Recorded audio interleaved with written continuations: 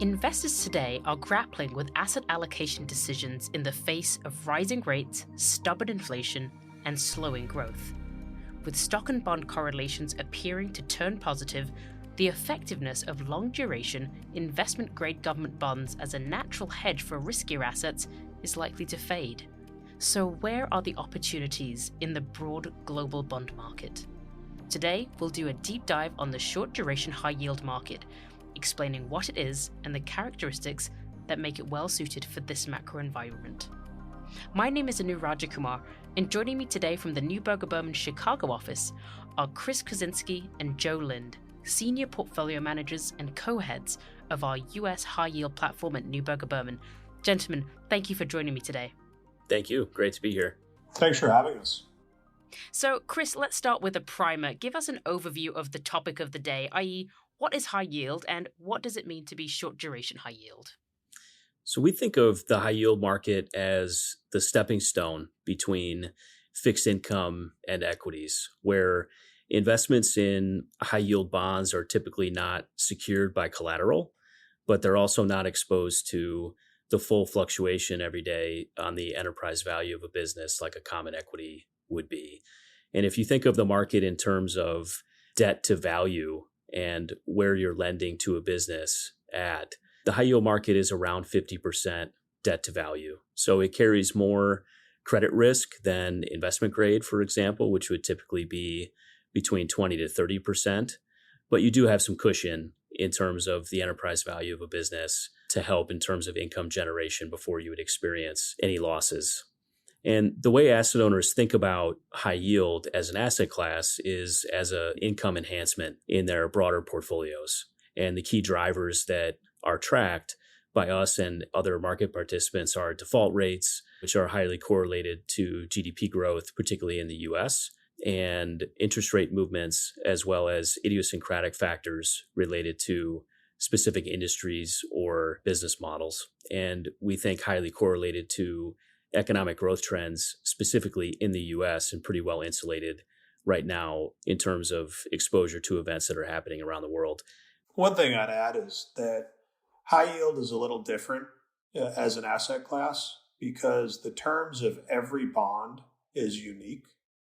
Even within a single company, bonds can have really different security characteristics and covenants.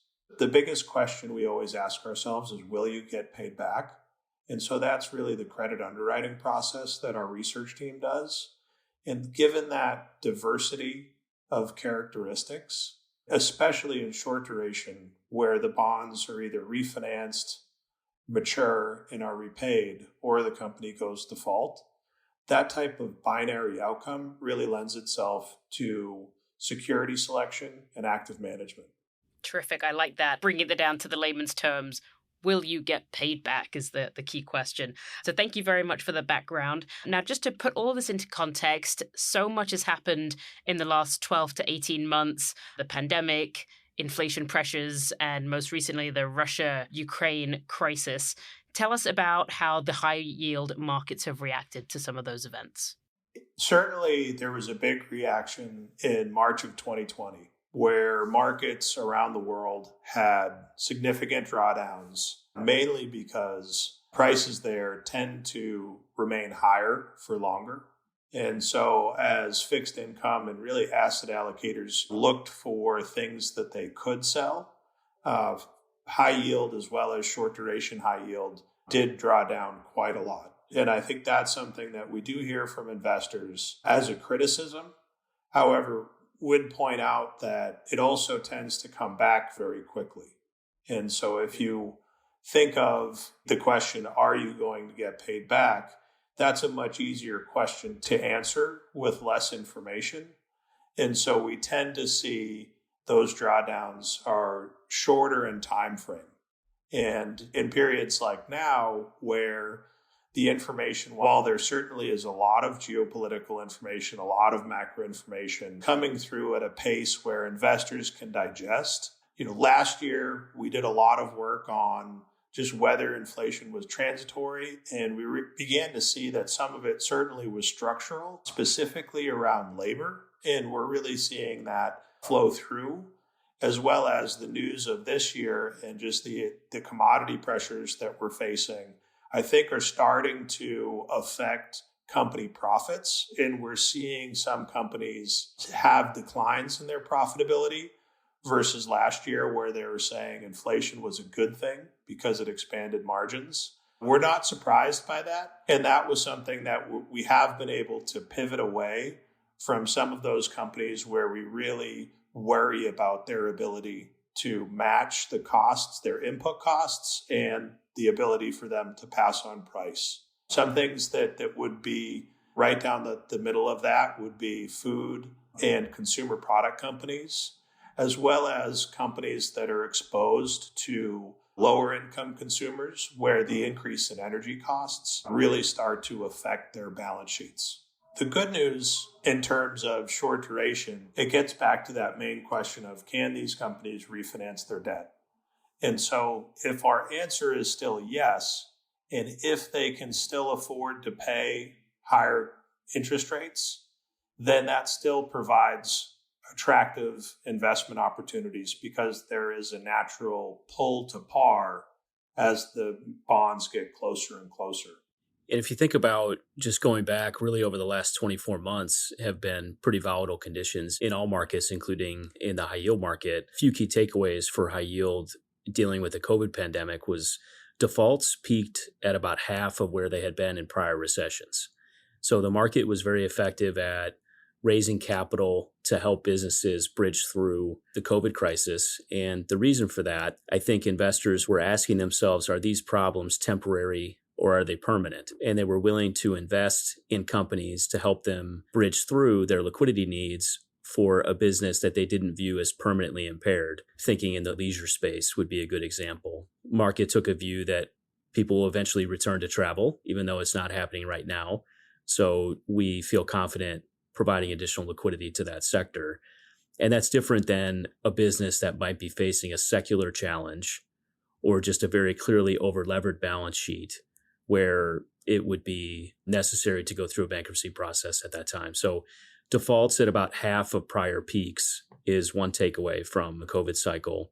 And I think as it relates to what's happening in Russia and Ukraine today, it's important to keep in mind that the revenue drivers for the U.S. high yield short duration market, specifically, about 80% of revenue in that market is generated in the U.S. And so it's a very U.S. economy centric market that doesn't have much in terms of direct exposures to those geopolitical events. And the exposure is more centered around what are the impacts of that on the global economy. Great, thank you. Now, Chris, you just mentioned, defaults at half of prior peaks. So clearly the high yield market was quite supported through these volatile conditions. So it sounds like maybe the volatility didn't necessarily change the risk profile of the high yield market through these recent issues, but maybe you can answer what conditions would trigger that risk profile to change, as well as the reliability of the yield that the market's offering. Well, the reality today is that the high yield market is the highest quality that it has been in its history. If you look at the published credit ratings, it's about 90% double B and single B and only 10% triple C. And the mix of double B bonds is at its highest point in history, in part because there was a good cohort of names that were downgraded from triple B into high yield at the onset of the COVID crisis. And now they're in the process of repairing balance sheets and we hope ultimately moving back into the investment grade credit market.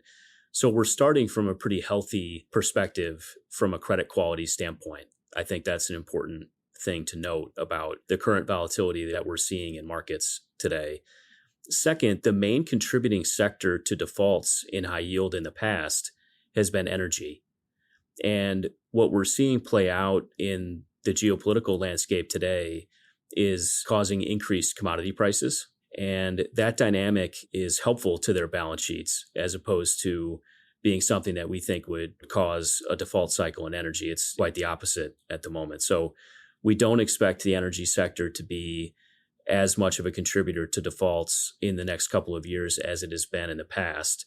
And I think in terms of what could trigger a change to the risk profile, the most important one that we always like to highlight is the self-inflicted damage. So that would be leveraging activities. And I think it's a pretty stark contrast to when you think of high yield leading up to the 2008, 2009 financial crisis. There was a significant amount of very large, highly levered LBOs that came into the market. That hasn't been coming to high yield now for several years. First, there haven't been as many mega LBOs. And second, a lot of that debt has been issued in leveraged loans or private credit, and less has been coming into high yield. So it's really another factor where the market is cleaner than it has been in the past from a credit quality standpoint. And when you go through a geopolitical issue, which now is becoming an inflation issue, and what does that mean for growth?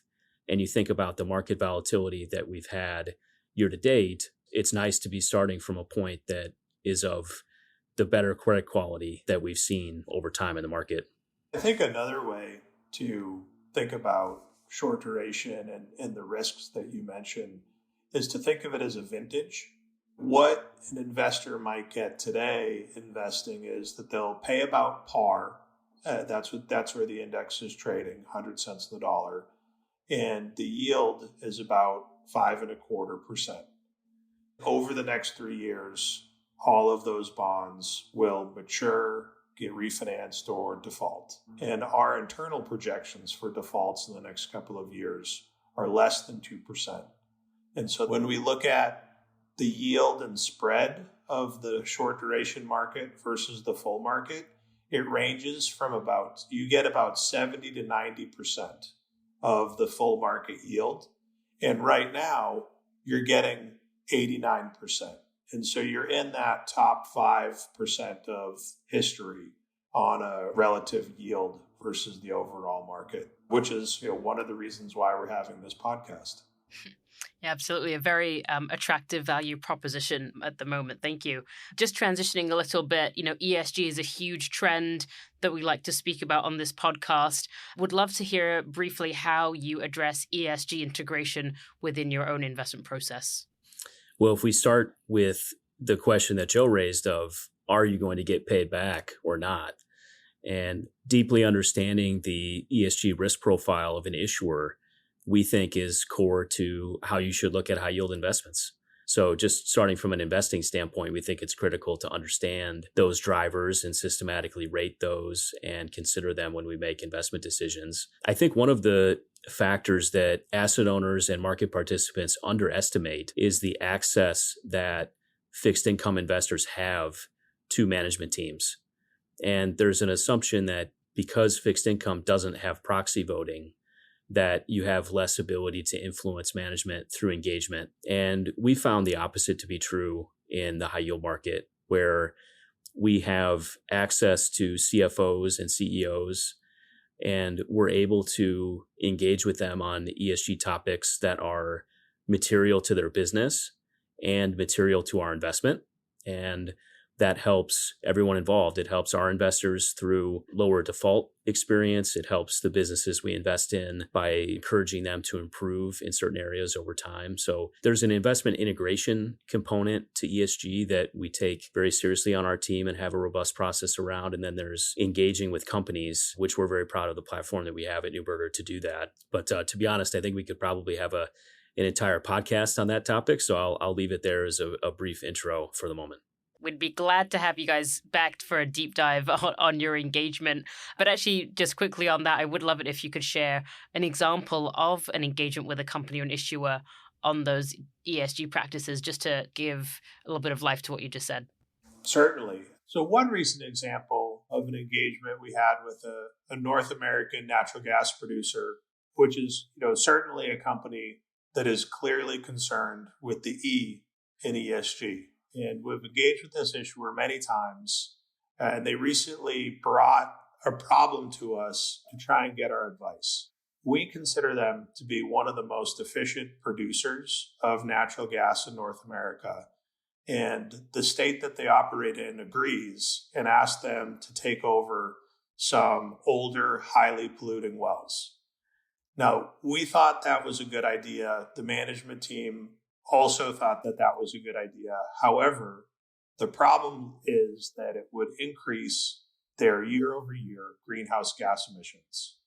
And for third-party data reporting on greenhouse gases, it would make them look that they're doing worse and they're becoming less efficient. And so we engaged with the management team and reached out to colleagues across Neuberger Berman to really try and dig into how we can benchmark their scoring and how we can show that they're still making progress on environmental concerns, while at the same time working with the community to try and reduce pollution in the state that they operate in. Yeah, Joe, I want to underscore to our listeners the importance of these engagement efforts. The example that you've shared is great to hear. We believe at the firm that when you have authentic and thoughtful engagement embedded in the portfolio management teams, the outcomes are long-term value creation for our clients. So I think that's really important for our clients to hear. Well, thank you both. This has been a terrific episode so far. We're going to begin to wrap up, and I'd love to get your outlook going forward. Of course, this is a complex environment that we're going into. As I've said before, high inflation, rising rates, potentially economic slowdown. We've even seen the yield curve invert recently. What are your thoughts going forward? Well, as you note, there are a number of factors that have changed over the past several months in terms of concerns around inflation being higher and more persistent than what was previously anticipated. We have disruption in commodity markets and other factors that you mentioned in your question.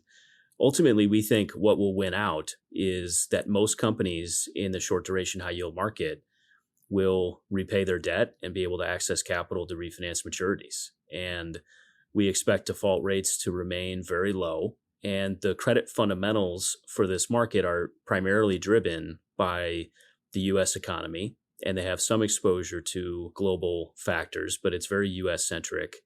And we think their balance sheets are in good shape. So when we think about the market, you're getting an income enhancement relative to alternatives in fixed income without taking much in terms of duration exposure. It's about a 2-year duration, and lesser volatility based on history in terms of bond price movements when compared to longer duration instruments. So our view is that there's a place in asset allocations and portfolios for that type of income enhancement vehicle. But clearly, as you mentioned, there's a number of factors we're going to have to keep stress testing and going through with our team, and we will continue to do that. We really get 2 points of pushback from investors on their concerns today. We hear a lot about concerns on interest rates, and we hear a lot about concerns on economic slowdown. And short duration certainly addresses the interest rate concern just by its very nature. And on the economic slowdown, I think, as Chris mentioned earlier, we're just starting from such a robust position in terms of the quality of the high yield market. And in the short duration market, the ability of companies to pay more if they need to refinance debt really provides a substantial cushion. And so we struggle to see how the economics outlook for economic slowdown really starts to get into that zone of insolvency that would be required to derail the thesis. All right, great. Well, thanks very much. Now, before I let the two of you go, I'm going to give you a bonus question just for fun. It is April right now. It's the beginning of spring. We've all been thawing from the long winter here up north, and especially in Chicago. So I'd love to know, what is your favorite place to go this time of year? Maybe Chris, starting off with you. I would take the mountains in Tennessee would be my favorite place to go in the spring. Might get a little sloppy on the ground, but nice to take a hike and get some fresh air. Lovely. Thank you very much. And Joe, what about yourself? I met my wife in Southern California, and at this time of year, we always have to go somewhere warmer than where we live. So I'll choose Southern California. I think that both of those sound like excellent options. Joe, Chris, thank you very much for joining me today. Very much appreciate your thoughts on this topic, especially as we continue to grapple with the ongoing risks of inflation and economic slowdown and what that means for asset allocation. So always helpful to hear you, and special thanks for sharing some of those ESG engagements as well. So thank you very much for joining us on the show today. Thanks again for having us. Thank you very much. And to our listeners, if you've liked what you've heard today, you can subscribe to the show on Apple Podcasts, Google Podcasts, or Spotify, or you can visit our website, www.nb.com/disruptive forces, where you can find previous episodes as well as more information about our firm and offerings. Podcast contains general market commentary, general investment education, and general information about Neuberger Berman. It is for informational purposes only, and nothing herein constitutes investment, legal, accounting, or tax advice, or a recommendation to buy, sell, or hold a security. This communication is not directed at any investor or category of investors, and should not be regarded as investment advice or a suggestion to engage in or refrain from any investment-related course of action. All information is current as of the date of recording, and is subject to change without notice. Any views or opinions expressed may not reflect those of the firm as a whole. This material may include estimates, outlooks, projections, and other forward-looking statements. Due to a variety of factors, actual events or market behavior may differ significantly from any views expressed. Please refer to the disclosures contained in the episode notes and episode details, which are an important part of this communication. Investing entails risks, including the possible loss of principal. Past performance is no guarantee of future results.